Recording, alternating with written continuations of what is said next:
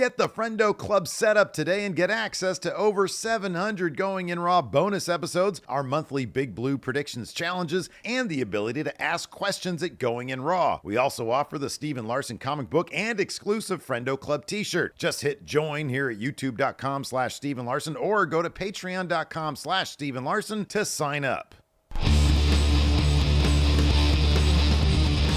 Hey, friendo, Steve here. Hey, Larson. Welcome back to Going In Raw, the only pro wrestling podcast you need to be listening to. We got a jam-packed episode today, Larson, because not only are we going to talk about NXT, where Stephanie Vaquer is pulling double duty. We've got, I think, an official number one contender for Obafemi's NXT title, and Dark State have a name and some shit to talk about.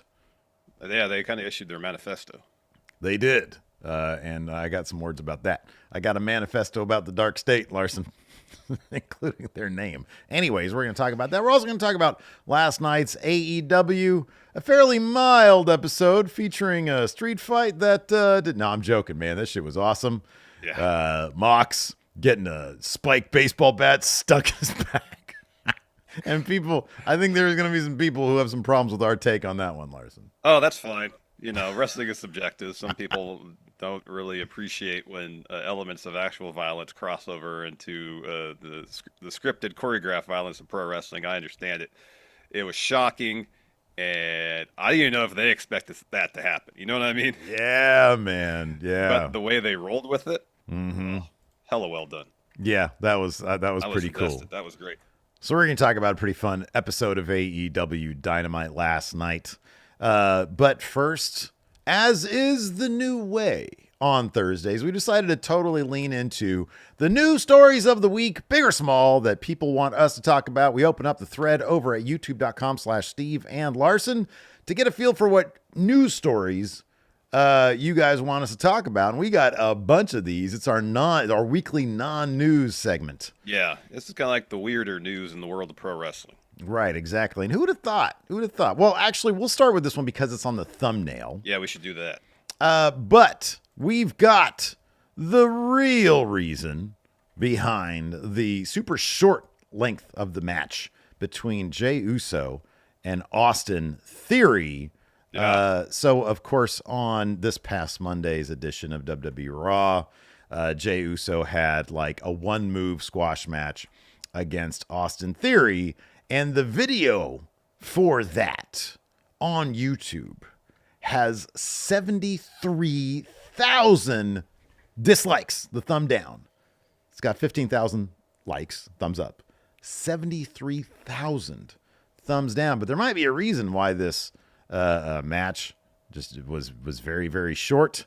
And this comes to you via Sportskeeda's Backstage Pass Q&A, where Bob WrestleVotes noted the following. Is it Bob or Bill WrestleVotes? I'll be honest, I don't know. I think somebody said it's Bill, but I don't know. I know he's got a name. Everybody All right, has what's the name in our canon, though? I think Bill WrestleVotes is fine. Bill it is. Bill WrestleVotes is fine. Next week it'll be Bob. Said this match was spaced out for 11 minutes last night. I don't know if John Cena drawing out the opening of the show affected it. I know it affected other things on the show, save for this match, but I can tell you that it was spaced out for 11 minutes. Let me say something real quick. Yeah, go ahead. That match shouldn't have been 11 minutes long. That is definitely true. You know? Yeah. If it's a situation where they kind of had to cut stuff down on the fly to get the match in with what little time they had, I can look past that it wasn't like perfectly executed in that respect, because it's easy for wires to get crossed in that instance. Well, am I supposed to do this or that? So these things happen in pro wrestling. They're professionals. They do their best to roll with the punches, but at the same time, shit happens. I'll counter with this. I understand that there are. Well, okay, I'll counter with this. Seemingly, the episodes of Monday Night Raw these days, or Monday Afternoon Raw, they exist within a certain span of time between 2 hours and 25 minutes and 2 hours and 35 minutes. This one, I think, was on the shorter end. So, like, if you wanted a match that could go 5 minutes, I wonder if it was a situation where it was like, we want to get this episode on this. I wonder if each week they have to submit the actual length of time in advance that they're going to stick to their broadcast partners internationally. Obviously, well, internationally it's Netflix though. Well, I don't know if they have, some local television, over-the-air television deals elsewhere in the world. I just don't know. But if that's the case, it would explain why they would want to deliver an episode of Raw that's around 2.5 hours, because then whoever's broadcasting it locally would be able to pop the commercials in and fill up the 3 hours of time. Yeah, but like, I mean, yeah, I understand that we don't know what the situation is in every single territory, but yeah, as far as I know, every place outside the U.S., it's all on Netflix. Like, we never heard otherwise. Like, Netflix got the international rights to... I just don't know. Like, the world's a large place. It is. Like, like, is Burkina Faso? It's like there's one country on the planet, that has Raw locally, and they're like, listen, we don't care about all the other international markets. Burkina Faso says we need to know what length of time this is going to be a week in advance. Triple H could be. That could be. But yeah, you get my feel. Like, if that's not the case, if everything's on Netflix, then like, shouldn't it be like, well, we allotted this for 11 minutes. Cena went long. We'll go long on the rest of the episode by 5 minutes and give him like an actual like a 6-minute match. I understand that, which makes me think that there's something else in the realm of TV rights that precludes them from doing that. I just think it's probably Paul Levesque, dude. I think he's just like, nah, we got this time right here. We're going to stick to it. You did say that. Do you think that's like the ideal length of a wrestling show is 2.5 hours? So maybe that's just what he wants. Yeah, I'll be honest with you, man. I'll go you one further. That match never should have been booked in the first place. This Jey Uso feud. And I'll be honest with you. I feel like, well, I don't know about that. If they had a standard like 7-minute match, I don't think it would have gotten the immense amount of dislikes. People like to channel their frustration with a thing. And it's not necessarily that, oh, this is a 1-minute squash match. It's this feud sucks. Yeah. And I think that plays into, oh, well, where can we channel our frustration over this feud sucking?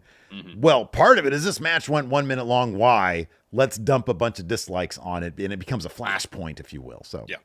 I don't know. Anyways. That we can agree on. Let's talk about Alberto Del Rio being suspended, banned from wrestling in Tijuana for 6 months. Banned 6 months. 6 months. So this took place March 14th. I believe it's a AAA event where Alberto was wrestling El Hijo del Dr. Wagner Jr.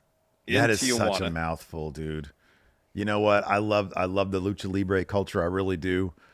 But there are some conventions about it. Mainly just that, like El Hijo del, and then what? Hey, let me ask you this. Uh-huh. If El Hijo del Dr. Wagner Jr. Gets older and older and older, and he gets an El Hijo, he gets his own El Hijo. Is it going to be El Hijo del Dr. Wagner Jr.? The son of Dr. Wagner Jr.? I don't know. Kind of curious. I don't know. So there was an incident at this show which led to Del Rio getting into the crowd. Apparently there were some fans that were giving him some trouble. And he decided to hop over the barricade and throw a chair into the fans. And reportedly a woman was taken to the hospital as a result. And so he was suspended for 6 months. By the promotion? Tijuana Wrestling Commission. Okay, so the Wrestling Commission. So in Tijuana, but if he goes elsewhere in Mexico. Yeah, because apparently AAA has tapings in Ensenada and Rosarito, and the expectation, I guess, is that he would be able to wrestle on those shows. Did you watch the video of this incident? Very Zabruta film-esque. He launches that chair. Now, apparently, fans were tossing coins, I think, from what I read, at him. In which case, I think the appropriate thing to do is like tell security who's doing that and get out of there. If you can't figure out who's doing it, you just got to get out of there. Yeah. Pero Alberto Del Rio, Alberto El Patron, said no bueno, and decided instead to chuck a chair into his own hands and chuck a chair into the crowd with much force too. Yeah, this thing went hard. You can't be doing that. probably shouldn't be doing that. 6 months Definitely is a long should not time. be doing that. No. Yeah.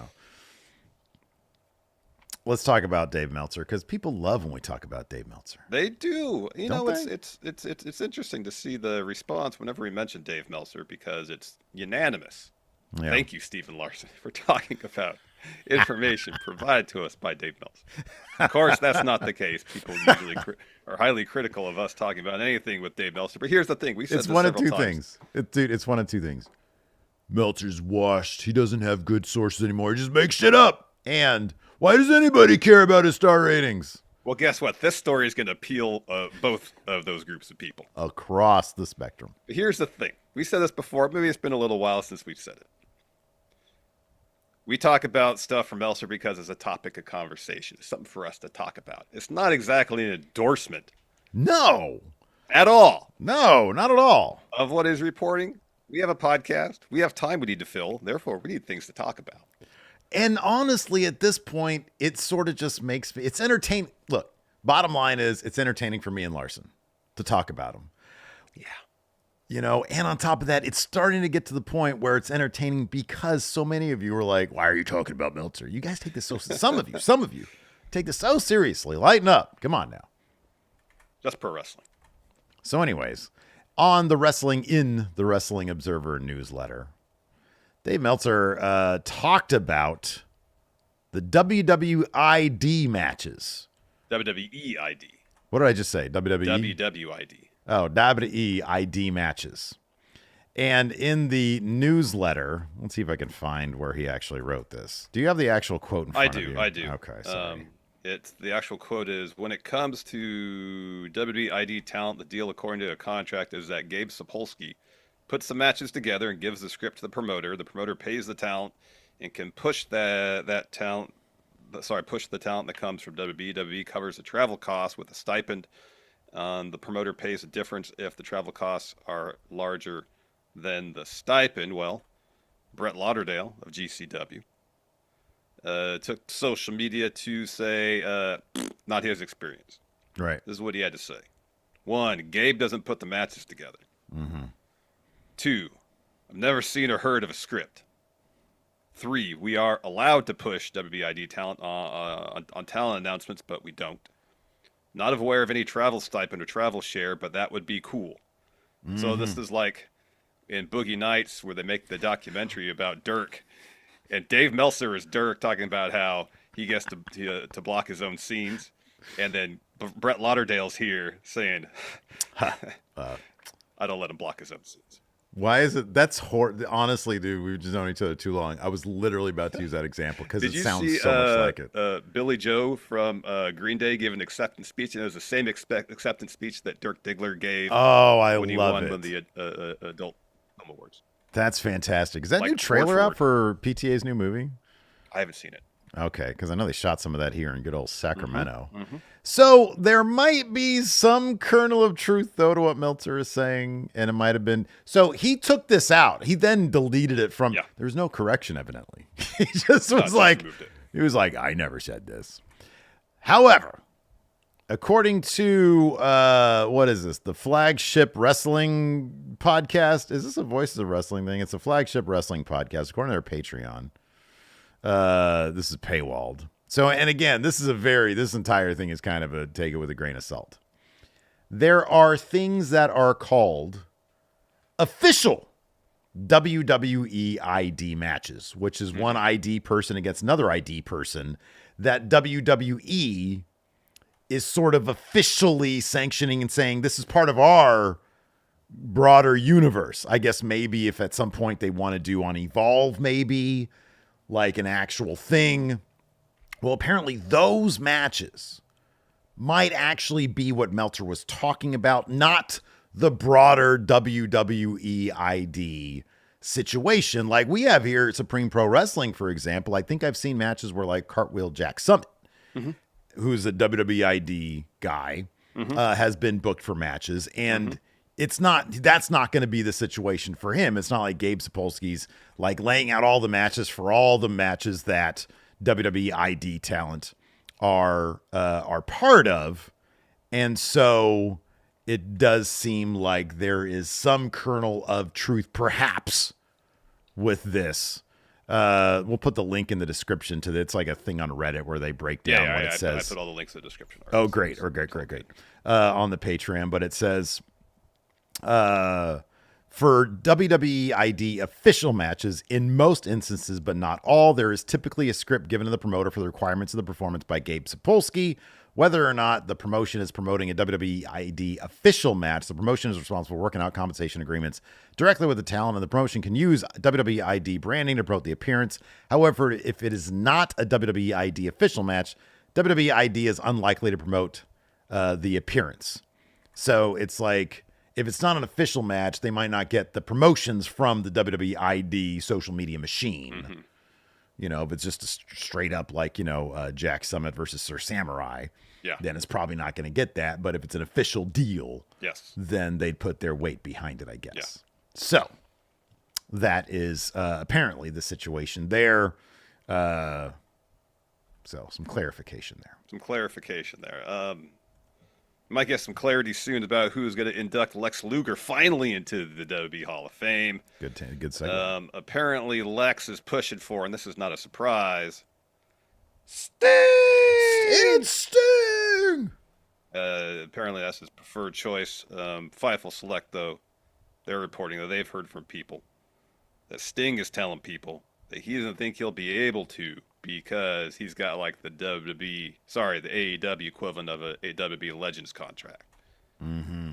So the thought is that might, although it's not confirmed, it might preclude him from appearing at a WWE event. If some phone calls are made, maybe there's a chance that something could be worked out. You'd like to think if Sting really wanted to do this for his old buddy, the total package, he'd be able to, say, "Hey, man, let's get a deal done." Yep. But politics are politics, and et cetera, et cetera. Tony Khan didn't seem too happy with WWE. They keep on booking, against, all of AEW shows. They keep on booking stuff. The whole contract tampering thing too. I mean, I would get. And there's the contract tampering thing as well. He'd be upset about that. Yeah. That makes sense. I've got a lot more money than... Who did he say he has a lot more money than? Jim Crockett, I believe. Jim Crockett, yeah. Well, yeah, man. Crockett wasn't a billionaire. No. Also, another return to WWE. We'll see if this happens. I'm curious what you have to say about this. But Bill Goldberg, who I believe was on the Ariel Helwani show, isn't he? Mm-hmm. Uncrowns the Ariel Helwani show. Is this different than MMA Hours? Looked like it was in the same set.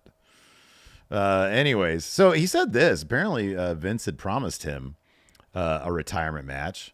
He says he had the Roman Reigns match with a month prior notice, and he had COVID. And so I guess that slowed him down quite a bit. He says that's not the way to go out. It's surely not the way to go out, and it's surely not the way to go out in Saudi Arabia, where so many of my fans couldn't be there live to watch the finale. Thank God for those fans. Good thing for them, because, oh my gosh, Saudi Arabia match is terrible. His last match, though, was Bobby Lashley, wasn't it? Wasn't that the last one? Because that was actually a good match. Yeah, it wasn't bad. Anyways, he says, I always, from the bottom of my heart, wanted to go out and present myself a little more positively than I was able to. I'm the mild understatement guy. Paul Levesque and I spoke. We came to an agreement that in 2025, I'd have my retirement match. Don't know when it is. Don't know who it's against, but they planted a little seed like they always do. And don't think that there may not be a swerve here and there, but as professional wrestling, it is what it is. It's not what you see is what you get. You know what? A lot of people have asked us, what do you see, given that so much of Gunther's time in WWE has spent just being a champion, which sort of inherently has its own story value to it. Once you're not champion anymore... What stories do you tell then? I mean, they set up the Goldberg thing. I don't know how long exactly they can tell a Goldberg story with Gunther. I could see if they want to keep Gunther strong looking, having him beat like a dude who's nearing 60 years old might do the trick. I mean, it really shouldn't be that competitive a match, though, should it? Look, man. Goldberg was the man. And in wrestling, what is it? There are certain characters who, the older they get, the more powerful they become. I know, but I feel like to a certain extent, what we see in the ring, to a certain extent, has to back that up. And Bill's had several matches where he's looked like anything but what you just mentioned there. Where the Okay, older hold you on are, a the second, stronger though. you get. He was, he was battling COVID during one of those matches, evidently. The other one, he concussed himself beforehand. Yeah, but yeah. And so go out there trying to have a match where you're concussed. Maybe don't concuss yourself before the match, Okay, well maybe that's a lesson he had to learn, Larson. And the next time he won't do that. Maybe, and he didn't do that for the Bobby Lashley match. Look, well, look at you. You got me. You're a master manipulator. You have me defending Bill Goldberg. No, I don't want to see this match, but I think a lot of people still probably do. Yeah, probably. For his contributions to wrestling, such as what they are. Yeah. I'll never forgive that guy for coming in and beating Bray Wyatt. That really pissed me off. Yeah. Yeah. That wasn't cool. Mm-hmm. That was shocking. That GIF was on the Twitter GIF keyboard, and then I'd search us to use a GIF or something, and that would pop up, and us just being in was that the one? shock. It's all like we're in the office, yeah. We're like we're lit. We're like the color timing is like something out of like very warm, Soderbergh's version of Tijuana. Yeah, Traffic. You're talking about that movie, like from Traffic, yeah. Yeah. That was us watching. I think it was A Crown Jewel. What was that with the color timing on that? I gotta go back. I gotta probably should color time our shit better. Back then, can't do it now. No, now it's fine. We look great. You can't now. do it retroactively. Yeah, man. Anyways, we're talking about AEW here in just a second. Quick reminder, the WrestleMania Predictions Challenge is coming up. Oh, boy, this is going to be a good one. That's right. We're looking to make this the biggest Predictions Challenge of all time. 500 people. I don't know if we're going to get there, but we're going to try. And you know what's on the line? We're going to try. You know what's on the line, Larson? A hat. I know I got to make that hat. But also, more importantly than the hat probably, is this thing that's going to give you tetanus. It's the CM Punk Signature Series. Signature Series. Not rusty though, right? Well, I don't know, man. The back of it, the back of the spinner aspect is kind of like, look at that. Oh, that's probably from the welding. Yeah, it is. Doesn't look good though. But anyways, I mean, and this is like a magnet right here. So like, honestly, you could just, if you get like the right. Yeah, you can put your own spinner shit here. Yeah, your own plate on there. Maybe I'll do that. Get one on my face or something. Yeah, you can win this thing if you win the WrestleMania Predictions Challenge. It's a bootleg from Pakistan of the actual Signature Series one. Don't get it twisted. We're not going to do the actual Signature Series. No, Steve paid good money for that one. Paid a lot of money for that one. Big old tax write-off. So let's see here. NZO says, wait, this was a gifted membership.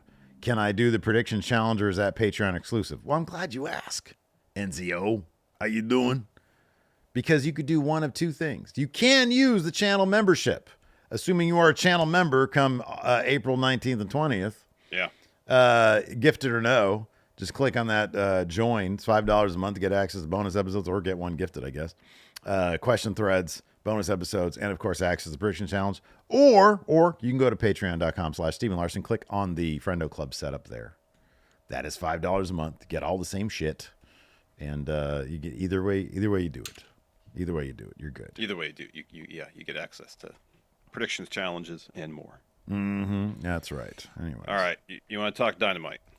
Yeah, let's talk Dynamite. The thing everybody's talking about is this spot in a street fight between Cope and Mox. Street fight ended up actually being a ton of fun. It was interesting because I was watching it. I was behind, and I watched the first hour live. Had to do some stuff. Caught up with the second hour like an hour after it finished. And the first half of the street match, I texted you and was like, man, even this match is kind of boring too. Start out slow. But then when Cope got spiked from under the ring, it was overbooked, predictably somewhat, but really it was the element of Spike and how Mox was willing to go to great length to get Spike over as a real weapon. That really got this match over in my mind. This totally should have been the Revolution match. Imagine if this was the match at Revolution, and then after this, Cope's like, well, now I got to take out Death Riders. Yeah. He takes him out over a couple weeks. They have a rematch on Dynamite. Mox wins that one, or that's where Chris. Like, really, if they just flipped this whole thing around, Revolution was this match, and maybe they didn't want this type of match on the same card as the Hollywood Ending match and the cage match because they were both so physical. Yeah. Yeah. But at the same time, the match last night felt way more like a pay-per-view match than what we got at Revolution. Yeah, it did. What we got at Revolution felt way more like a TV match.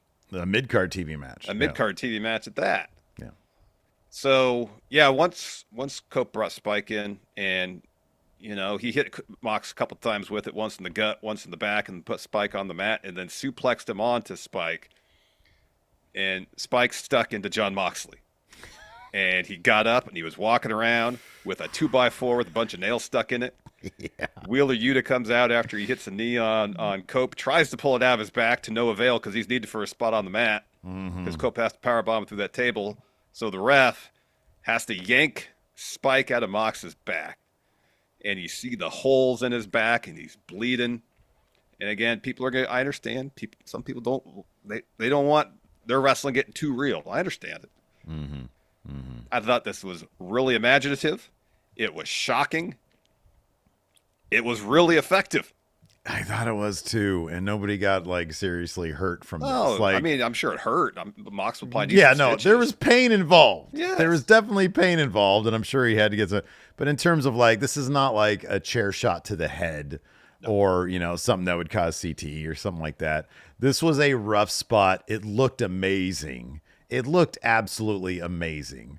And I'm sure there are plenty of people who are like, oh my God, they went too far. And that's fine. I imagine you're probably not watching AEW in the first place. So, but man, I thought this is what it needed. I think that this is what it needed. I think that you're right. This should have been at Revolution. Revolution was a wild ass card anyways. So put the damn thing on it, you know? Yeah. If they're worried about having, you know, 3 of the last 4 matches on the card be, you know, really physical, violent affairs, spread them out. Yeah, right. Have the cage match open. Yeah. Have Tony Storm and Mariah May main event. And have this match, I don't know, third from the main event. Yeah. Yeah. No, I thought last week's Dynamite was a little on the sleepy side. I thought this Dynamite was actually pretty good. I thought there was a lot of cool stuff going on. It was focused on in-ring storytelling and not a bunch of promos. Yeah, there's that too. Yeah. There's only one promo of any significant length, and even that wasn't that long. It was the MJF one. Yeah, right, yeah. There was a couple interviews, and then there was a lot of video packages. Yeah. To highlight an advanced story. Otherwise, it was just match. But all of them were motivated by story, except for probably Ospreay, AR Fox. But that was still a lot of fun, and it wasn't like super duper long. Yeah. I mean, who doesn't want to see Ospreay and AR Fox wrestle? I mean, that could have been on Collision, to be honest with you. I mean, that was kind of my one thing. I like AR Fox. I think he's a terrific wrestler, and obviously Ospreay is Ospreay. Yeah, I mean, I get, you know, it's. Yeah, I don't know. I kind of feel like that was the one thing where I was like, we're getting it was a match because Tony Khan wanted to see the match. Yeah, right. Yeah. But it was a good match nonetheless. But no, overall, and then we had a really terrific main event with Megan Bayne and Statlander, and then Tony Storm was awesome on commentary. So good. And then they had a real terrific brawl at the end.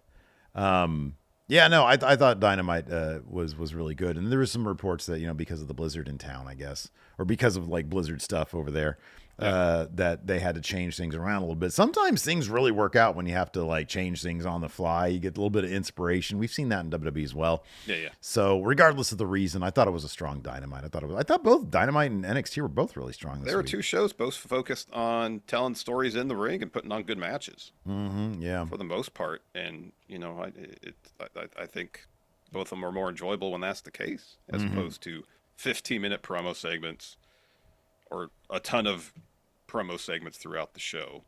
You know, have promos and interviews to advance the story beats necessary, then focus on telling the rest of your stories in the ring. Yeah, for sure, yeah. Yeah, no, I don't disagree. So let's talk about the Death Riders, because that is, of course, the world title story. The second hour kicked off with the street fight. We're just diving into the review here. And yeah, it started off So we see Mox just sort of show up and he just dives into the street fight.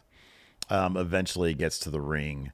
They do the spot with the spike. Yuta comes down, hits Cope with a knee plus. Looks at the ref, looks at Mox. You see Mox looked like he was on the verge of laughing because of it. And he was like, we got to figure this thing out. And it's gnarly. I don't know if you saw the thumbnail. I put on the thumbnail the Too Hot for TV logo because it was gnarly. So eventually they get it out of there. Yuta goes to the floor. Cope power bombs him through a table ringside. Claudio and Pac run down, beat up on Cope. Pac and Claudio set up Cope for a concerto.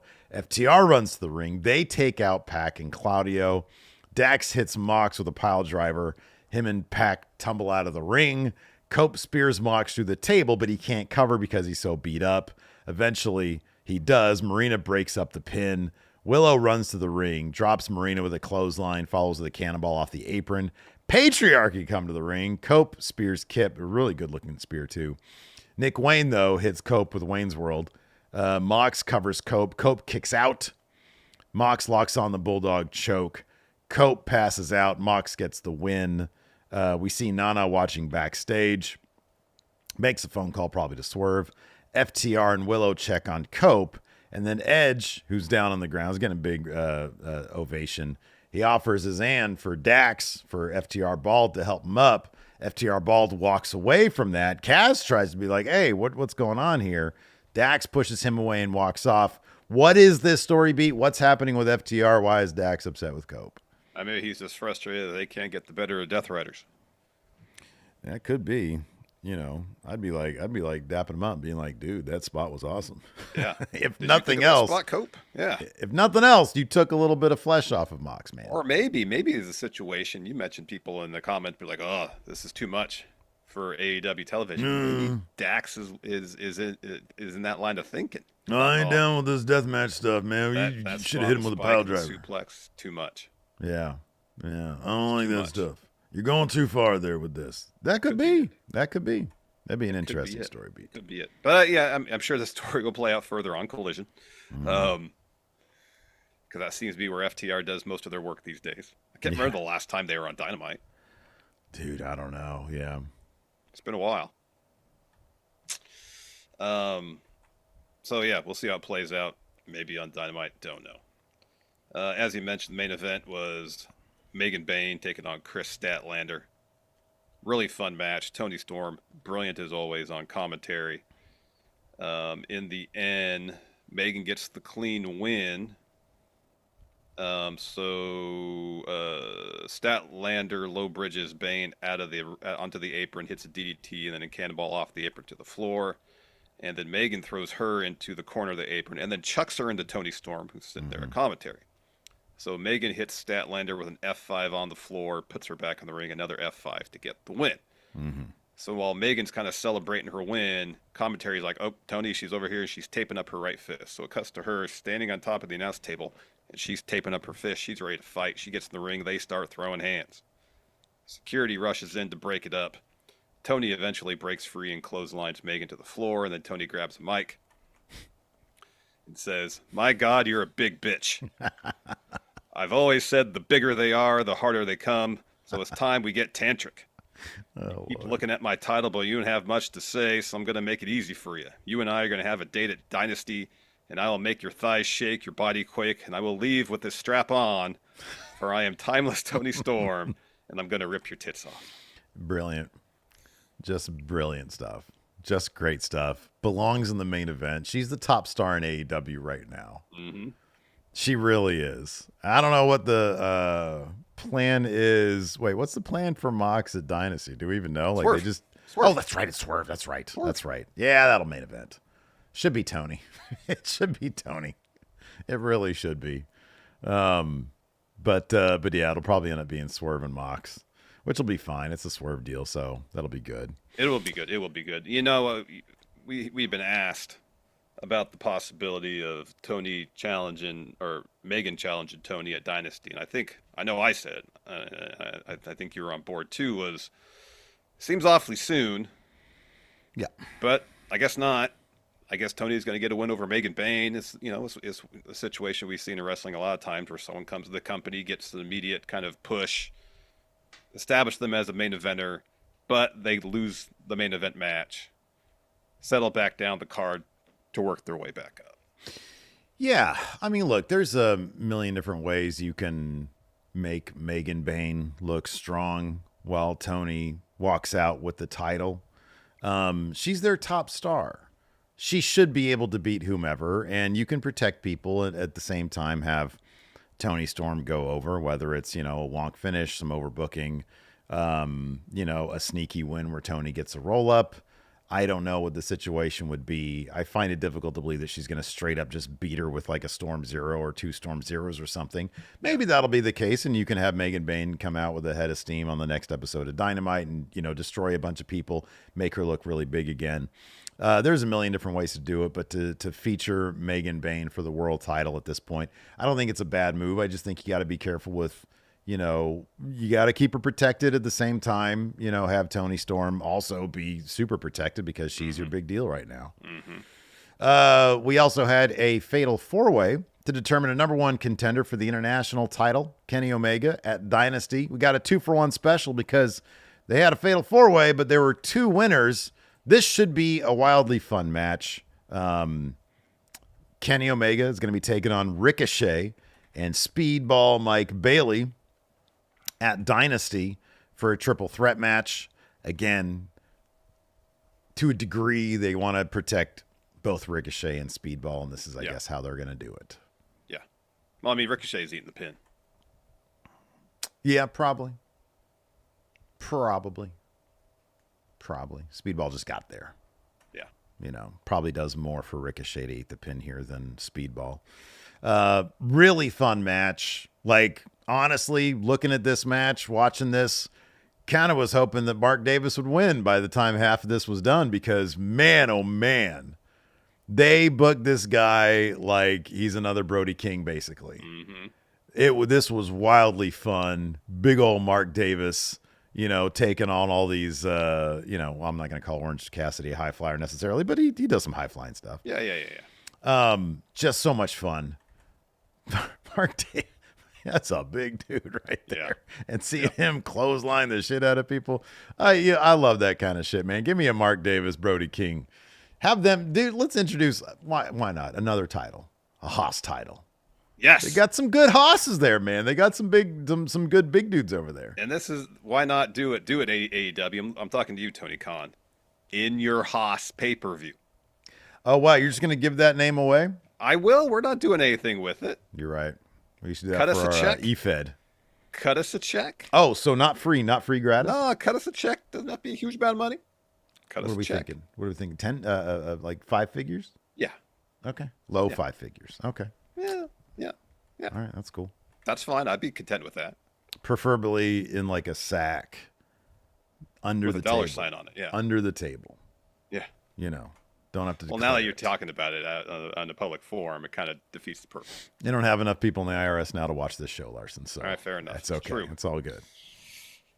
So no, Mark Davis had a great performance in this match. It was tons of fun. And Ricochet kind of stealing part of the win was a nice touch. Ricochet was tons of fun in this match. His character work is so dang good right now. So both Ricochet, Mike Bailey will face Kenny Omega at Dynasty for the international title. Mercedes defended the TBS championship against Billy Starks. Another really fun match. That spot near the finish looked like it sucked. Dude, I was hella worried for a second there because that was a gnarly move. That was gnarly. This match was outstanding. It was super. They gave it a ton of time. This match was absolutely outstanding. Billy Stark's really, really good here. And obviously, we got an interview with Mercedes after she gets the win with a statement maker. And Renee says, hey, congratulations on our title defense. How surprised were you by Billy Starks? Monet says, she put up a fight, has a lot of heart, but it takes more than heart to beat me. Who trained her? Who mentored her? Said if I'd have trained her, she would have had a chance at beating me for the TBS title. Ha ha. No, she wouldn't have. Billy learned tonight there's no stopping the money train. When are we getting Athena, Larson? It When are seems we like getting it's happening this? soon. I love that this is the way that they're doing it. Mm-hmm. You know, have her Silver Surfer come in, do some scouting, take her to the limit so that Athena can assess the situation. Oh, that's good shit, right? That's the way that you use your Ring of Honor as your NXT in that kind of way. Yep. Boy, I like that. That's good stuff. It was really good. So going back to the finish of this match, so Billy hits an Alabama slam in the corner and then puts Mercedes up on her shoulders. And I don't know what to call this move, but it's kind of like a Phoenix suplex, but in reverse. Mm-hmm. Where Mercedes is on Billy's shoulders and Billy takes Mercedes' head and kind of tucks it a little bit and then just drops her. Yeah. But it looked like Mercedes basically got landed on her head. Yeah. It was rough. And Mercedes sold it like she got dropped on her head. She did. Yeah. She was laying there. Billy covers. Mercedes barely gets her foot on the ropes. And it also helped, if I'm not mistaken, and correct me if I'm wrong, but I watched this again this morning, and I didn't like slow it down or anything, but when she hit it, it was so quick, the camera didn't catch the impact. It was the split second after the impact, because the camera then jolts down, and you see the aftermath, but it was really, really effective. And I mean, this is just happenstance, but like the camera not catching the actual impact helped it look even more brutal than I think it probably actually was. But yeah, it looked very, very cool looking move and really scary. Yeah, it was. So then Billy's looking for a senton off the top to the apron. Mercedes moves, rolls up Billy, gets the two, but Mercedes puts the statement maker on right away, and Billy taps. Yeah. Really, really good match. We had a promo from MJF. It's preceded by a recap of what happened last week with MJF and MVP. So MJF's sitting in the locker room, and he says a lot of fans are placing their bets on who's going to be the next champion. He mentions Darby, Ospreay, Swerve, and then there's the Cowboy. He says there's only one horse to place your bets on, and that's the most complete wrestler on planet Earth, and you're looking at him. He has the MVP's card in his hand. He says, looking at this card, it's got me thinking about Triple B being around the waist of Dictator John and how he's surrounded by a pack of wild animals. If I wanted the devil to get his due part 2, perhaps I need a clique of my own. Last time I had a partner, it went pretty bad. MVP, I'll give you your answer next week. But I'll leave you with this. The time for me to cry over spilled milk is over. The time for me to celebrate with pop champagne has just begun. Yeah. Is MJF going to accept MVP's offer next week, Steve? No, I think it's more likely that he's going to debut a new faction, but I don't even think he's going to do that. I don't think that's a good idea. Look, man, there really should be like a rule in AEW at this point. If you're not going to have a 5-year plan for a faction, then don't debut a faction. But yeah, no, I don't think he's going to. What do you think is going to happen? No, I'd be pretty surprised because he's done the thing before where he's joined a faction only to tear it apart, you know? You know what they could do, man? Do you know what they could do? He could accept and they do the thing with Ricochet. He accepts and they beat the shit out of him. Mm-hmm. Yeah. I mean, the whole premise of the Hangman thing was kind of like, hey, I'm trying to prove myself right now. He's coming off that loss against Hangman. He was doing the whole heel with good points thing. It's like, this guy burned down a guy's house and you're cheering him. So, you know, in a feud like this, where he's so outmatched in the numbers, in the physicality, in you know how big these dudes are,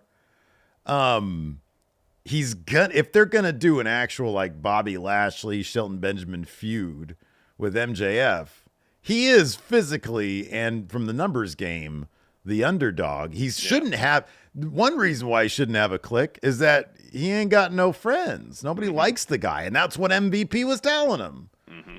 So, you know, maybe he says, yeah, I'll go ahead and join you guys. And they're like, you're a geek. And they beat the shit out of him.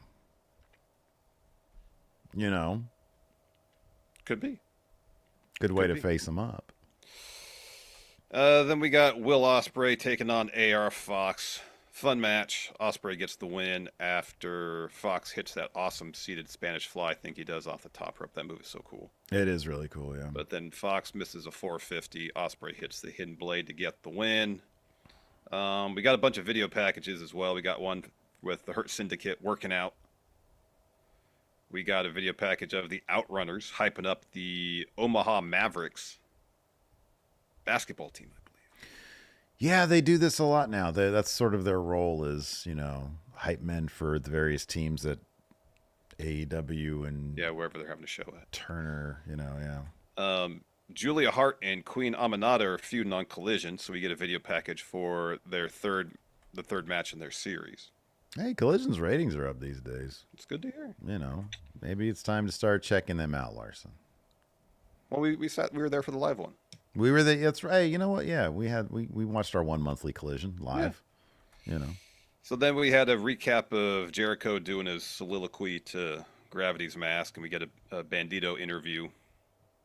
He talks about what Jericho did to his brother. Jericho humiliated his family, made his mother cry. He's never going to forgive him for that. He says, Jericho, hope you show up on Collision. Bring Gravity's Mask. Well, then Johnny TV steps in. And he says, you and me on Collision would be huge ratings. Let's have the match. He said he's going to beat the Super Bowl. And then Bandito accepts. And there you go. Boosting those ratings on Collision. We also had a Hangman interview. Renee asked about Swerve getting a title shot. He says, I say I'd never let Swerve hold the AEW title again, and I'm nothing if not a man of my word. But after beating MJF, I'm not going to focus solely on another man. The focus will be on me. A lot of people have been jumping the gun to enter the Owen, so I'll join the party. I will win the Owen Cup, and I will go on to become the next world champion. So we got some big names joining that Owen, man. Yeah. Oh, it's going to be loaded. The winner of that gets the title match it all in. So, what if? Hey, let me ask you this: what Sure. if MJF gets beat up by the Hurt Business, Hurt Syndicate, and Hangman's the guy that gets his back? Interesting. Because he's like, hey, you know what, MJF? In a weird way, you and I are kind of bonded, and I don't know, something like that. They become an unlikely tag team champions. The thrown Been together down that team road champion. before, haven't we? Yeah. Let's talk NXT. Hey, I thought it was a really fun episode, man. I like, you know what, man? We asked last week. We'll start here talking about Stephanie Vaquer. We asked last week, how are they going to approach this double title thing? Mm-hmm. Is she going to defend? Is she going to vacate one of them? Is she going to defend one week, defend the other at a different pay-per-view? They're doing the coolest possible fucking thing. She's putting both these titles on the line in one episode next separate week. Matches. Separate matches. Yeah. I thought it was pretty awesome. Jada Parker called her shot after Jordan Grace with some crazy boots, some weird shoes that she was wearing. I didn't notice. There's like, it's like foot-long platforms. Wow. Yeah, it's nuts. I'll send you a picture of it. It's crazy. Wow. So yeah. No, I loved her promo. Dude, and I love that in this day and age, we're all adults and we're all grown-ass people, and she can come out and say, you know what, Spanish isn't my first language, so bear with me. That's such a great thing that HBK takes that approach, not just with her, but with Julia, because it's like, you don't need somebody out there talking for them. She is so over with the crowd, as is Julia. And it just goes to show that if English isn't somebody's first language, that shouldn't be a barrier to success. Yep. And that's something that we've seen, unfortunately, on main roster too often. She is so over with the crowd. Yeah. And she comes out there, says, wrestling is my first language, and I'm going to defend this thing. So Jordan Grace comes out, says, hey, I stand and deliver. I want you. Said Jada Parker comes out, takes her off those feet, off those giant shoes of hers. And then she gets in the ring and says, I'm calling my shot next week. And then backstage, Fallon Henley says, I want my rematch. And Stephanie's like, okay, we'll do both of these. So, yeah, man, I thought it was really cool. Really cool. That's how they're going to go ahead and do that. No, I agree. Like when Becky won both those titles at WrestleMania 35, we were hoping that they would tell the story of her having to defend those titles, and over the span of a good stretch of time, even though it ended up being like a month later. Charlotte beat her for one of them. It was the very next pay-per-view. Yeah. Yeah. It felt like a letdown because there's an interesting story there to tell. Mm-hmm. Yeah, absolutely. Maybe they'll actually tell that with Stephanie here. Main event of NXT. NXT Underground. Trick Williams. Eddie Thorpe.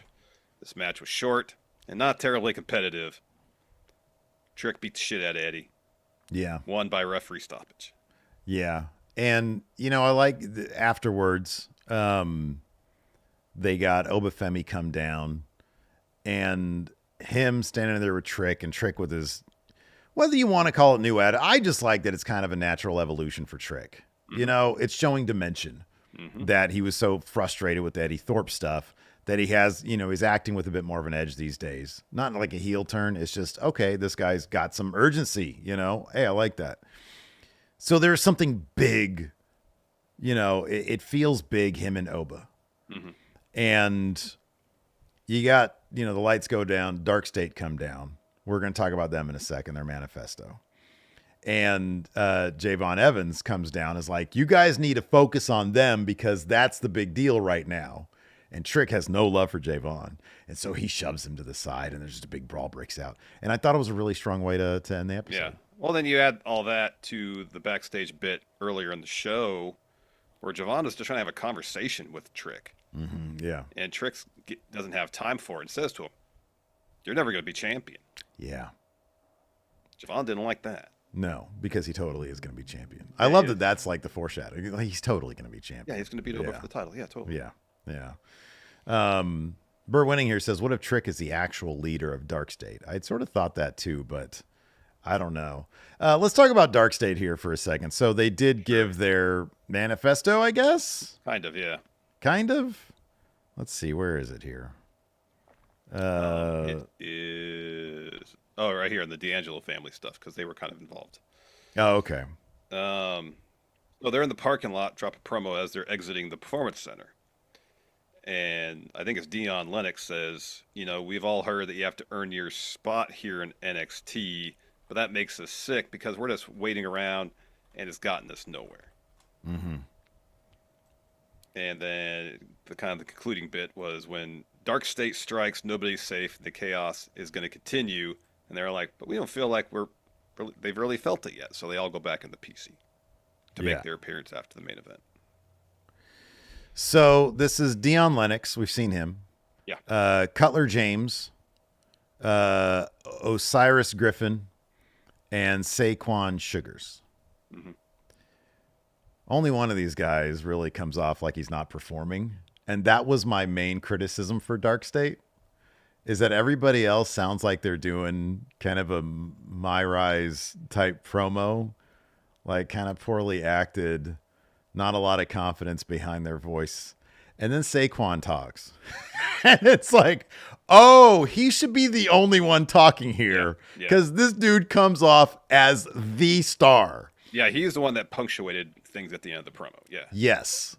Yeah, it's like, really he's the Roman Reigns. I'm sorry. He is the Roman Reigns, Seth Rollins, and Dean Ambrose. And the other dudes are whoever else. I don't know. They're all Heath Slaters. I know I'm mixing up my factions right now. You are. But my God, that dude can talk, and he comes off as genuine. And, oh, dude, I was like, oh, thank God they've got one guy here who can talk, because the other guys they weren't doing it. And look, sometimes it just takes time. It takes reps. It takes reps, and sometimes it takes time. But my God, when this guy started talking, I was like, oh, okay, good. Just do that. More of that. Just that guy right there. That's it right there. Yeah. Oh, because the other guy's not so much. So yeah, that was my thought on Dark State. I don't even like the name is even like, what does that even mean? It's like, it's so 2K. Like, oh yeah, there's two words that sort of sound cool. Let's just throw them together, W.S. Fletcher said it's 3 Cassius Ohnos. Hey, man, I like Cassius Ohno. I like Cassius Ohno. Yeah, I like Cassius Ohno. But yeah. All right, let's just jump into it. So prior to the NXT Underground main event, we mentioned this bit where Trick's warming up backstage. Javon comes in, and he's like, I understand what you've been talking about. Now, Trick, this new faction's here. They dropped me. They've dropped Oba, a lot of the tag teams. But this is our NXT. And Trick says, this isn't our anything. I'm getting back to Oba in the NXT title. He says, Javon, you're not him. You're never going to be champion. And so Trick leaves, and then Lexus King steps up and says, Evans, you have to see Trick's point. You're never going to be world champion. You'll probably never be Heritage Cup champion. So Javon just hits Lexus with a quick jab to the jaw and walks off. Yeah. Yeah. So we have Eddie walking into the locker room later on, steps up to Ridge, says, hey, we got stuff in common. No matter what we do, people don't accept us. Screw them. Ridge says, oh, you know what? You're right. I've been shafted after years in the company. He says, Eddie says, Ricky Saints, he's a sports entertainer, just like Trick Williams. We're both going to take care of business tonight. So are we going to get like an Eddie Thorpe, Ridge Holland tag team? Or is this bad guys talking to bad guys? I hope it's just. I mean, look, here's the thing. Where do they go after this? Why not tag together? Sure, I guess. Yeah, why not? Why not? It gives them something to do. And maybe it's a situation where they'd both benefit from having someone to play off of more often. Mm-hmm, yeah, right. Yeah. I don't know. So then we talked about the main event really quick. Trick powerbombs Eddie out of the ring. Eddie gets back in. Then Trick hits him with a trick shot. Ground and pound. Ref stops the match. Trick gets a mic and says, Eddie, you better learn how to squabble. Calls out Oba Femi. And make sure you have my title. So Oba comes to the ring. They're face to face. Lights go down. They come back up. Dark State in the arena. Dark State. That's when Javon runs the ring. Trick pushes him aside. So Javon gets back up. Brawl breaks out. Mm-hmm. So you got security in, try to break it up. Trick and Oba eventually fights them off. And then Javon hits Oba with a cutter and then gets right in Trick's face. All right, dude. So the next big show is Stand and Deliver. Mm-hmm. Is Javon getting into this match? I think it's a possibility. Is Trick going to stick around longer? Are they, what they might do? They might do the overlap thing. Where he sticks around. He gets drafted, but he sticks around NXT until he gets that one-on-one match. You know what it actually seems like to me? They're approaching Trick the same way they did with Braun Breaker, where he has his run as a face, turn him heel-ish, mm-hmm. and then he's around for another, 6-8 months, developing the heel character, and then he gets called up. And he gets called up, and and they completely dull his character back down. Jack Bauer here says it should be one-on-one Oba and Trick. That's what Trick wants. He just wants a one-on-one match because every time it has been a one-on-one match, he's been losing into things. You'd think they would do that at some point. Yeah. Yeah. Be interesting to see how they do that. But I love the idea of getting Javon Evans into a main event scene because the dude belongs there. Absolutely. Maybe there's rumblings that they want to call up both Trick and Oba Femi for the draft. Could be. Yeah, that could be. There's a lot of stars there, man. So then Stephanie Vicaire, she comes to the ring to drop a promo, and that's when she says, I got to be honest, this is going to be tough because English is not my first language, but wrestling was my first language, or is my first language. And this, the NXT Women's title, proves it. She said, I had the opportunity to go to any promotion, but I selected NXT because I wanted to make history in the best women's division on the planet. Last week, against one of the best, I proved why I'm La Primera. Holding these two titles makes me the best of the best, and now I'm waiting for my first opponent to come to the ring. So she's interrupted by Jordan Grace. Says, Stephanie, you're a trailblazer, but you're not the only one who accomplished something last week. I beat Roxanne Perez, and that victory, she gets laid out by Jada Parker. So then Jada picks up the mic that Jordan was using and says, Jordan, you're not first in line in anything around here. The line starts behind me.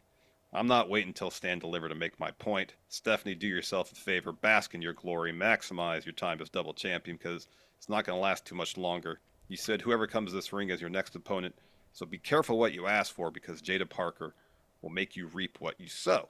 Yeah. Great promo. Yeah, no, it was awesome. Jada's so good, dude. She is. So later on, Ava's talking to Stephanie in her office. And she says, all right, next week, it's you versus Jada for the NXT Women's title. So then Fallon Henley steps in. She still wants a rematch for the North American title. And Ava's like, no, just wait. Stephanie's like, give her the match.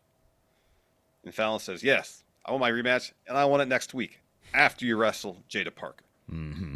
And Stephanie's like, fine, let's do it. So then later on, Jada's leaving Ava's office. She drops a promo while Carmen and Ashante are arguing in the background. More on that later. Mm-hmm. And Jada says, no one gets in the way of what I want. I want to be NXT Women's Champion going into Stand Deliver, and next week we're getting a new champion. Yeah. Don't know about all that. I think Stephanie's going to be champ for a little while. We also had Ricky Saints making his solo in-ring debut against Ridge Holland. Got to hear that cool theme song, but match started like before it got really good. Ricky gets the win here after a gut wrench slam Rochambeau. Later on, he's got an interview. He says, I'm going to deliver on every promise I gave when I got there. Then the Culling step up to him. That's the Spears family. Is he says, you've got some of the best star power in the world, but you just don't measure up. Ricky says, I always measure up in the right places. So this one is easy to telegraph. As soon as they get an opportunity, they're putting that North American title right on Ricky Saints. Yeah, Ricky's winning that to Stand Deliver. Mm-hmm. Yep. Yep. This was a fun match. Chelsea Green versus Sol Ruca for the United States Championship. Really creative shit here, and I liked a little bit of overbooking here with Alba and Piper getting involved. That spear that Zarya hit with Alba was fucking awesome on the outside. Piper drops Zarya. Sol takes Piper out with a moonsault to the floor. Chelsea hits Sol Ruca with a code breaker. Looks for an I'm prettier. Sol reverses that into a roll-up. Gets two. She looks for a Sol snatcher, but Chelsea trips her up and hits an I'm prettier for the win. Chelsea was working on the knee the entire time, so they did a couple bits where Sol's knee gave out. And I thought that was pretty effective. I thought that was a really fun match. It was. And a good win for Chelsea Green here. And a good way to open the show.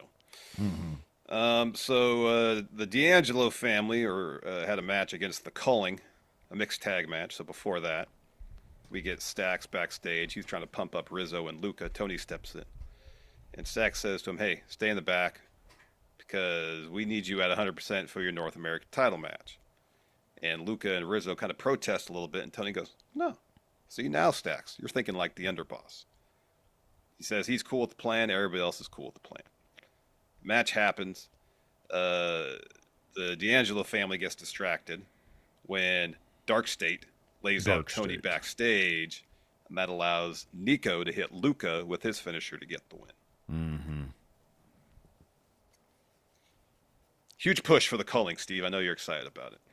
No, but when I saw Dark State attack Tony D, it's probably not related, but I was like, I wonder if Stax is involved with that somehow, because they're doing something here with Stax and Tony D. And I was like, well, it'd be kind of weird if you had Stax leading Dark State, but maybe he paid him. I don't know. They're like, oh, we're tired of waiting. But also the problem that Dark State's thing should be we really need to start trying to figure out how to make money here in NXT, because we got signed to these really cheap deals, and it's cost of living going up,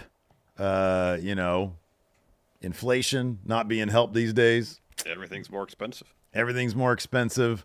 And so Stax is like, hey, I give you each $50. Take out Tony D. And they're like, oh, wow, $50. That goes a long ways. Yeah. Not really, though. We had a tag team match with Hank and Tank. Oh, boy.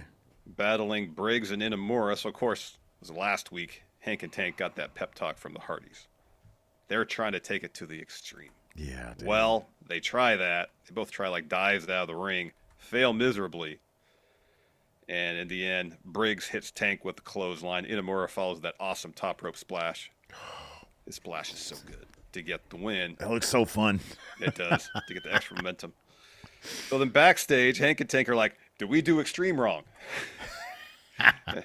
Which is actually kind of funny. So Tank says, I don't know what to do anymore. Hank says, maybe we need advice from tag teams that are just a level above us. Wesley, Tyson, and Tyreek step in, and they talk a bunch of crap to Hank and Tank. Hank and Tank are very much like a My Rise tag team. Yes. You know? You know, although I'll be honest with you, man, I've been playing the this year's My Rise on my Twitch channel, Wrestling Juice, not Wrestle Juice, Wrestling Juice. Yeah.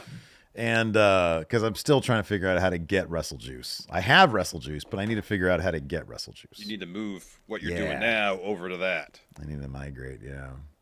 Or rebrand what you're doing. Fletcher says Stacks gave him $20 and a dozen eggs. He's like, oh my, like I was good with the $20, but then a dozen eggs, oh my God. That's basically, that's $40 right there. Exactly, yeah. Shit, what was I just talking about? Oh, they actually have a really cool story. It's an NXT invasion. It's called NXT Mutiny, where like NXT stars from now and alumni from NXT, which is like half the roster, they're invading main roster. And so Steve Thunder has to bring in like some allies. What's going on in there? It sounded like a sonic boom. Oh, Jesus. There might be an air show in town this weekend. Well, today's only Thursday. Well, they come in town early to practice. Oh, practice? What do they need practice for? Well, I mean, I'm sure they have a specific flight path they have to keep to. In this day and age, man, safe and sound, feet on the ground. Yeah, I'm not into flying too much, no. Oh, man, scary shit. Yeah. But anyways, what was I talking about? Oh, yeah. The Myrai shit. Oh, video game stuff, yeah. Yeah, no, it's cool because they got like CM Punk as your main ally.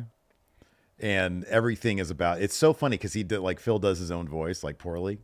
And everything is about him. He's like, oh yeah. He's like, I'm gonna be out for a little while because they injured me. But once I get back, I'm gonna make sure that I get mine against them. And Steve Thunder's all about like, oh man, we gotta figure out how to keep them away for the good of the brand. Phil's like, nah. It's all about CM Punk these days. Wow. It's pretty fun. Yeah, can confirm air show in the area. Blue Angels. They blew themselves. Hanging out above your house, I guess, huh? Yeah, I guess this is part of, well, I mean, they could be several miles away, but you hear, they're going super fast. Breaking the speed of sound. Throw on the engines. Anyways, lastly here, we had Carmen Petrovich take on JC Jane. So, of course, Ashanti, the Adonis, comes to ringside with Carmen. And during the match, he puts a chair in the ring and tells Carmen, use it. So Carmen picks it up like she's going to use it, then slides it out of the ring. That allows JC to get the advantage. She wins after a rolling forearm, which leads to Carmen and Ashanti arguing later on in the show. Yeah, well, you know. Young love, what are you going to do? Got some questions to answer here, Larson. We do. All right. First up, Sully Munbin. What a great name, and I've not heard that one before. Says, if John Moxley stayed in WWE, how does it change the bloodline story and the grander scheme of things over the past few years? Holy shit. That is kind of like a pretty massive... That's a lot. You know, how about this? Roman Reigns stacks the rest of the Shield. Yeah. There you go. That I would say this, Sully. That is kind of like too big of a change in the bloodline. I mean, obviously, it's just, you know, Reigns beats Ambrose, but it's got to be on a pretty big stage, I would think. Yeah, you'd think so. You know, so. But yeah, that's a pretty big program. Maybe it's Ambrose trying to appeal to Roman to not go down the path he's going. You know, That it's could like we're be brothers. You know, where's the Roman Reigns I know?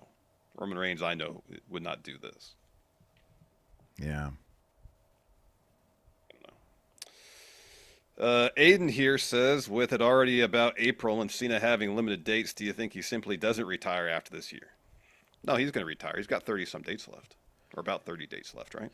He's got probably at this point around 30 left, yeah. I think.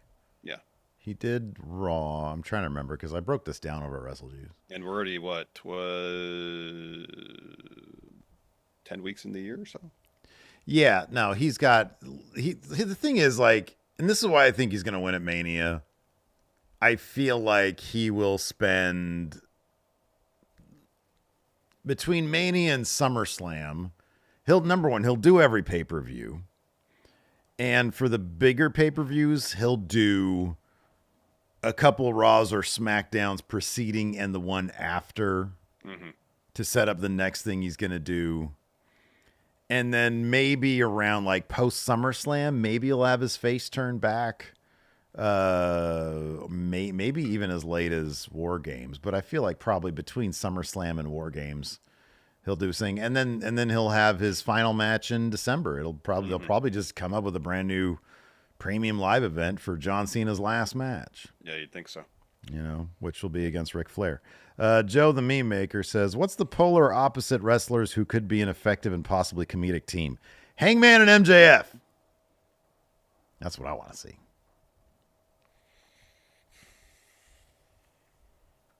Orange Cassidy and John Moxley. Orange Cassidy. Oh, wow. That's a good one. I like that. Sebastian Garcia says, what would Tony Khan need to offer you to take the spike suplex?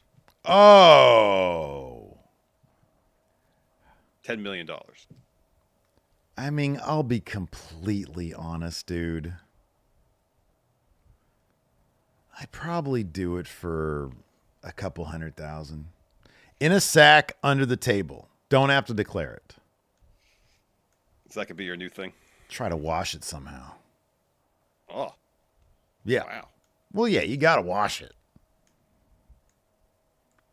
Fear and Loathing says, when it's all said and done, will Moxley's career be defined by moments like last night with that, whatever you call it, on his back, or his body of work? It has a name, Fear and Loathing. It's Spike. Spike.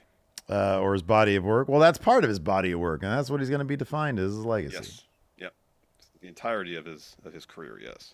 Oh, wow. Burwinning says, I wouldn't do it for all the money in the world. Oh, I'd definitely do it for that.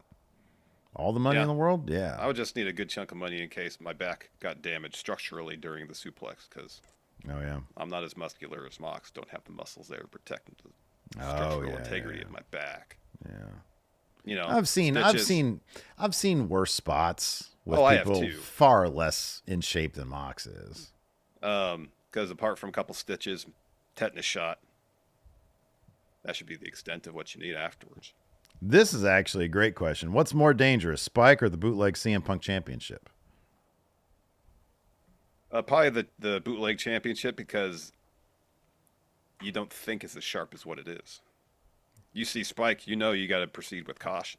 Oh, this is a replica title. I would think they probably tried to sanitize that as much as they could before they did that spot. Make sure there's no rusty nails on it. Like, I don't know what's going on with this thing. Oh, this is another thing that people wanted us to talk about, but we didn't at the head of the show because we're so loaded anyways. Dave Matuszek says, with Pete Dunne out of Bloodsport, what other main roster wrestler should make an indie appearance? Apparently, Karrion Kross is doing something also. Yeah, I saw that too. That's cool. So that's cool. I mean, I don't really have much to add beyond. Oh, that's cool. Yeah. Other main roster wrestler. I mean, I'll be honest, I don't care. I'm not going to watch it. I think it's great that they're doing that. I'll tell you. How about this? What other main roster wrestler do I want to see make an indie appearance? Whoever wants to, if they have a special place in their heart for that particular. How about this? I'd like to see CM Punk do an Action Coast Wrestling spot. I want to see WWE Undisputed Champion heel John Cena. Okay. Do an indie show. I would say PWG, but I don't think PWG is running shows anymore. Yeah. I don't know. Bring them all to Action Coast Wrestling. We'll figure it out. We'll give them a sack of money, washed. That'd be great. Under the table. Under the table, washed. Oh, here we go. Blake Whitehouse says, if Tony Khan lets Sting induct Lex Luger into the WWE Hall of Fame, what do you think he'd get in return for AEW?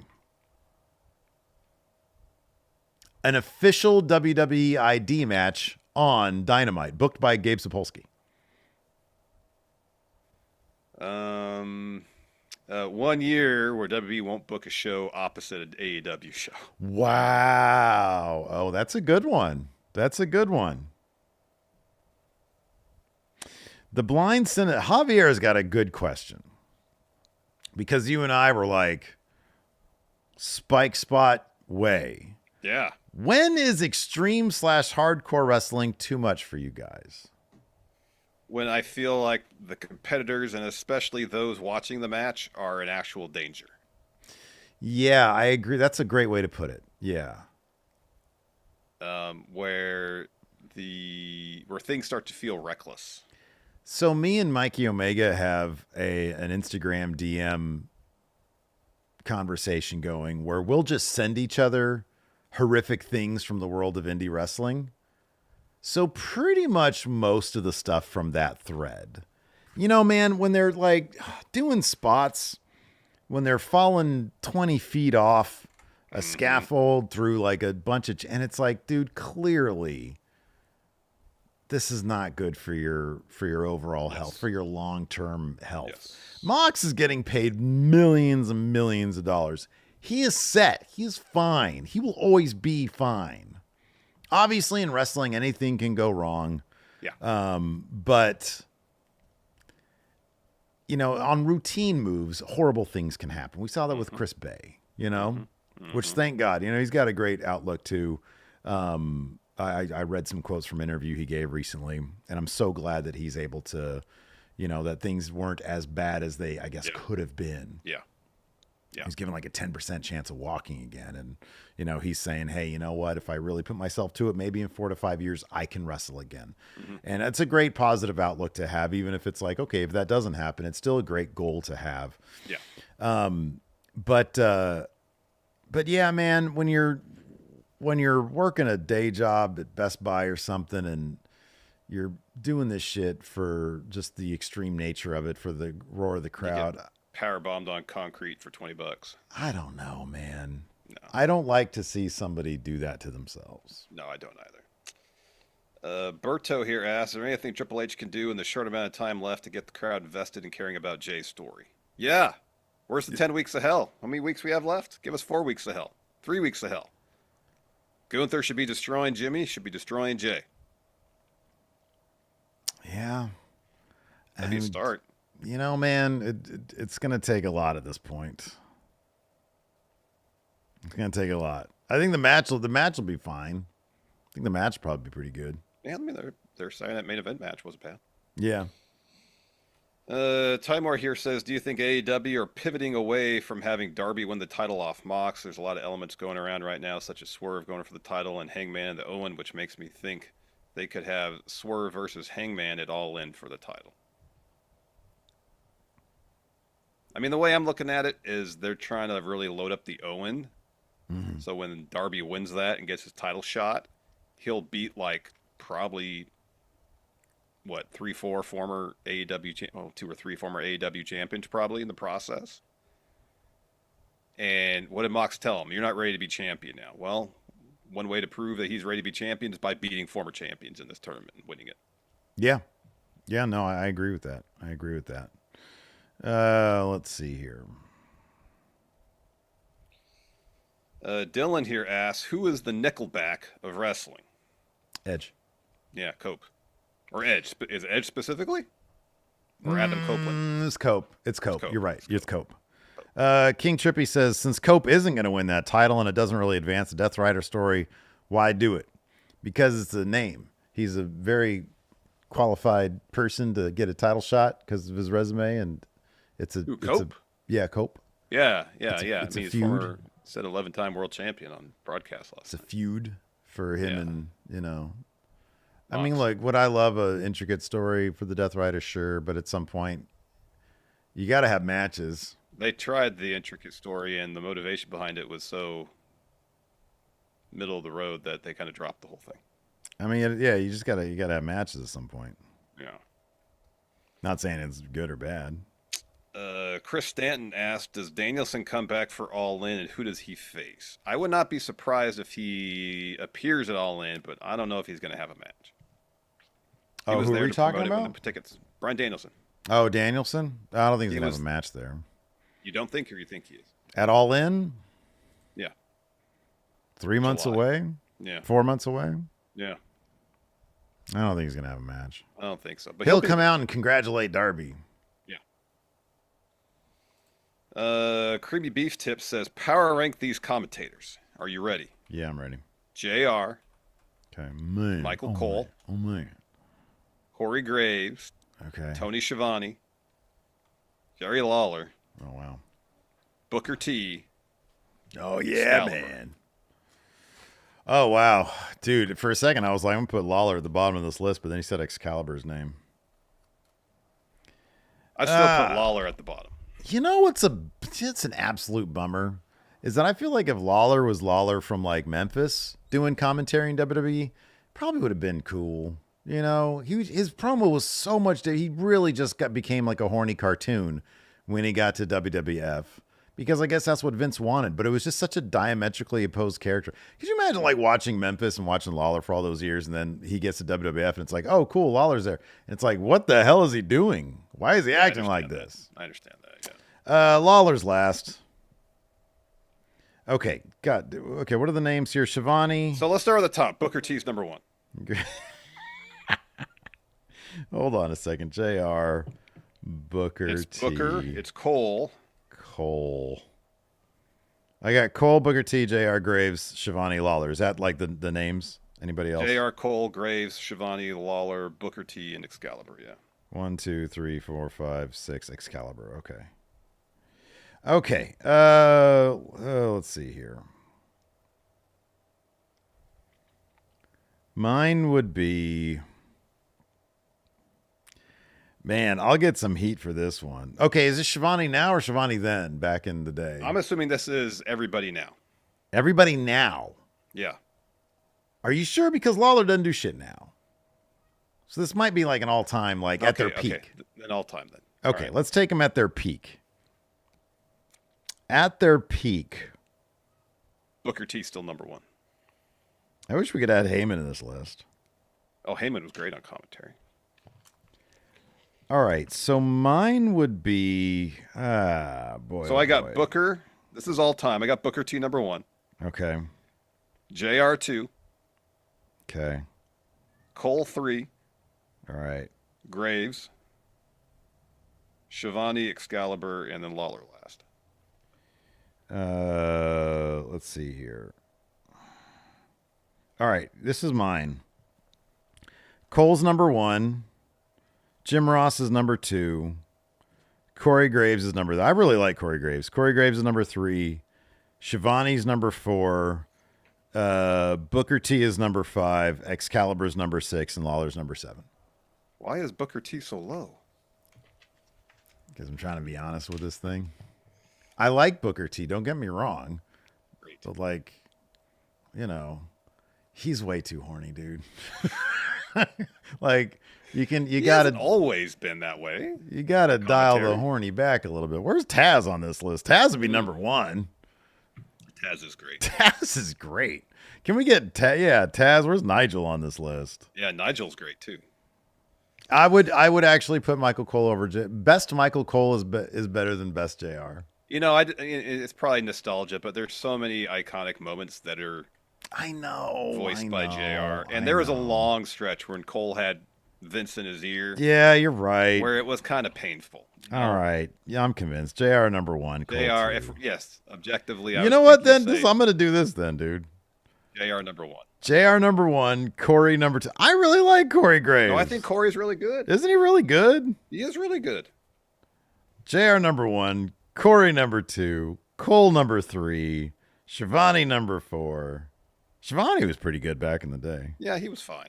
Booker 5. Excalibur bugs me to no end. But then Lawler is like literally you can't listen to that guy. Yeah, you can't listen to him whatsoever. Josh M says, what would you like to suplex your podcast partner onto? We can end with this one. Oh, you know what, man?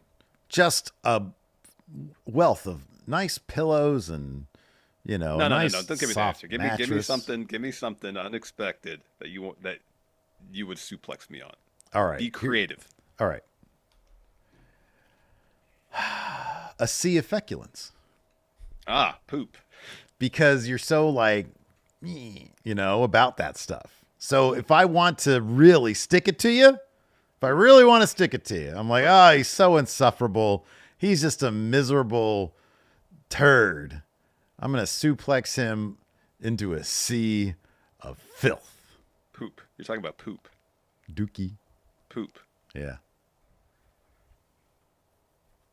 The basketball rim. Ow, that would hurt. Like, how would that work? Is the Not basketball... the backboard, just the rim. Just The rim is on the floor? Yeah. So Oh, it's not okay. that bad. Okay. Yeah, that wouldn't be that Really bad. not that bad. Here's the problem. Me suplexing you into poop. I get hit with the poop, too. You be in the poop too. I don't like being in the poop, Larson. See, we're not that different after all, are we? Man, I'll never forget when I went, like, the porta potty last time I tried to go out there. You did the Grandpa Simpson thing, didn't you? I didn't even walk in. I opened the door. I was like, Oh wow. boy, wouldn't wish that upon my worst enemy. Anyways, well, maybe my worst enemy. That's going to do it for the show today. Thanks, everybody, for tuning in. We appreciate it. Loaded episode. What a loaded episode. Almost an hour and a half. Almost an hour and a half, yeah. Until next, so tomorrow, oh, fuck. Tomorrow, SmackDown. Euro SmackDown. Hey, we're done by 5:30 maybe. Then I get to go do my drinking. Then the weekend begins, Steve. Yeah, I know. Anyways, that's going to do it. Oh, wow. Dan Daniels III, real quick, says, Steve, who's worse to you, Excalibur or Morrow? Did Morrow block you on Twitter? He did block me on Twitter. I actually felt bad about it. I don't like him, but I don't like to make people upset. And I think he was, because I don't remember if I don't think that I tagged him. I just said this is a terrible commentary. I said something like, he made one of those asinine pop culture references. Yeah. And I was like, boy, that's cringe. And then he blocked me. Then he blocked you. Yeah. So, anyways, that's going to do it for the show. Thanks, everybody, for tuning in. Who's worse? Fuck, dude. I don't know. Morrow was insufferable, too. Yeah, but Morrow and like for takeovers, I thought it was fine. Yeah, there were moments for Morrow that were fine. It was more of a situation where it's like Morrow every week is kind of a lot. But when it was just him for takeovers, I didn't mind it whatsoever. Yeah. Okay, Morrow's better than Excalibur. You sold me. All right, that's going to do it.